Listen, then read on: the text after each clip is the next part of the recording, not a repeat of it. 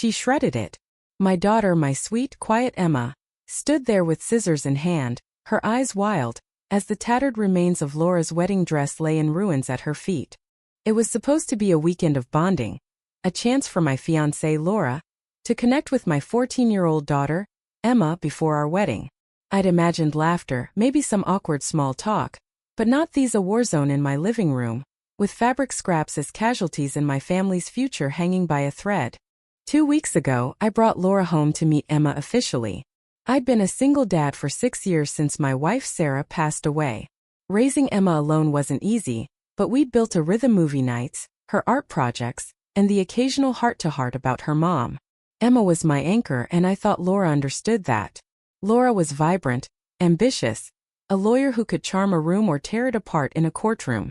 I loved her fire, her confidence. But I didn't see the storm brewing. Emma had been working on a dress for her school's spring talent show, a pastel blue gown she'd spent months designing. It was her masterpiece, stitched with memories of her mother, who'd taught her to sew. She'd poured her heart into every detail: the delicate lace trim, the hand-embroidered flowers along the hem. "It's like Mom's with me when I wear it," she'd said, her voice soft but proud. I promised her we'd showcase it at the show, and she'd beamed, a rare smile since Sarah's death. Laura, though, didn't get it. She'd smiled tightly when Emma showed her the dress, but I caught the flicker of something: jealousy? Disdain? I brushed it off. Laura was stressed, planning our wedding, picking her own dress, a sleek ivory masterpiece that cost more than my car. I figured she was just distracted. But then last Friday I came home to find Emma in tears, her dress gone. "Laura threw it out," Emma sobbed, pointing to the trash bin outside.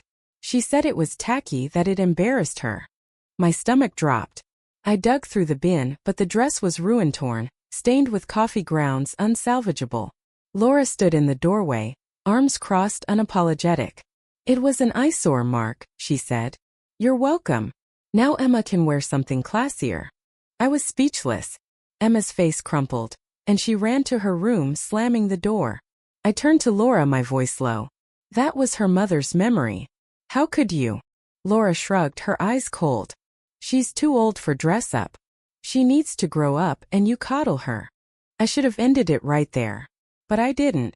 I was caught, torn between the woman I loved and the daughter I'd die for. I spent the night calming Emma, promising to fix it, though I had no idea how. She didn't speak to me the next day, her silence louder than any scream. Laura, meanwhile, acted like nothing happened, prattling on about wedding venues and guest lists. Saturday morning I woke to a scream: Laura's. I ran downstairs to find her standing over her wedding dress, or what was left of it. The ivory silk was shredded, jagged cuts ruining the bodice, the train, and ribbons. Emma stood nearby, scissors in hand, her face a mix of fury and triumph. "How does it feel?" she spat at Laura. "You took my dress, so I took yours." Laura lunged, screaming about the cost, the designer, the audacity. I stepped between them, heart pounding. "Enough!" I shouted. Emma dropped the scissors, tears streaming down her face. Laura's eyes burned with rage. "She's a brat, Mark. You let her run wild." I sent Emma to her room and faced Laura. "You threw out her dress first," I said. "You started this." Laura scoffed. "It's not the same. Mine was couture. Hers was garbage." That word garbage cut deeper than the scissors. I saw Emma's face in my mind, the way she'd lit up talking about her dress, her mother. The next few days were a blur. Laura demanded Emma apologize and pay for the dress, impossible for a 14-year-old. Emma refused to speak to Laura or even me. I tried to mediate, but every conversation exploded. Laura called Emma ungrateful, while Emma called Laura a monster. I felt like a failure, unable to protect my daughter or save my relationship. I took Emma to therapy, hoping it would help. The therapist, Dr. Ellis, listened as Emma poured out her grief, not just about the dress, but about her mom, about feeling replaced by Laura. "She doesn't want me here," Emma said, her voice breaking. "She wants to erase Mom." I held her hand, guilt choking me. I hadn't seen how much she was hurting. Dr. Ellis suggested family counseling, but Laura refused.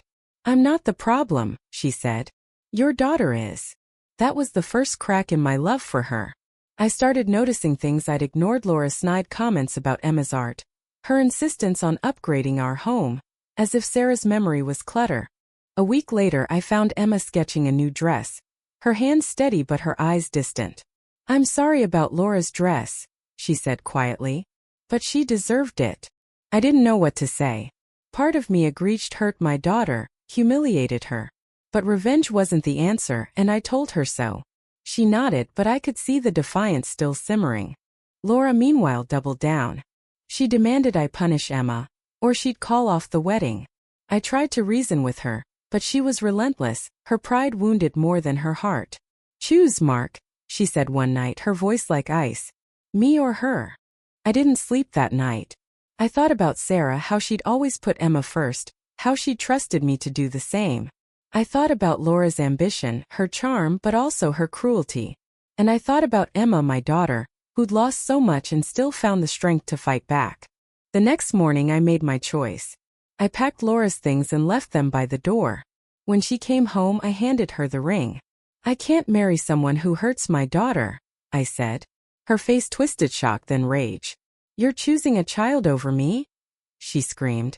"She's my daughter," I said simply. "She'll always come first." Laura left, vowing to sue for the dress. I let her go. The house felt quieter but heavier too.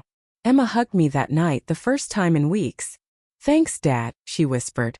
I held her tight, promising myself I'd never let anyone come between us again.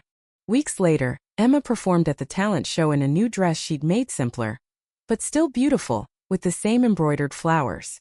The crowd cheered and I saw Sarah and her smile. I clapped until my hands hurt, tears in my eyes. But the story doesn't end neatly. Laura's threats lingered, and Emma's anger didn't vanish overnight. We're still healing, still learning to trust again. I wonder if I failed them both, Laura, by not seeing her flaws sooner, and Emma, by letting her hurt so long. What would you do in my place? Was Emma right to fight fire with fire, or did she cross a line? Should I have seen Laura's true colors sooner, or was I blinded by love?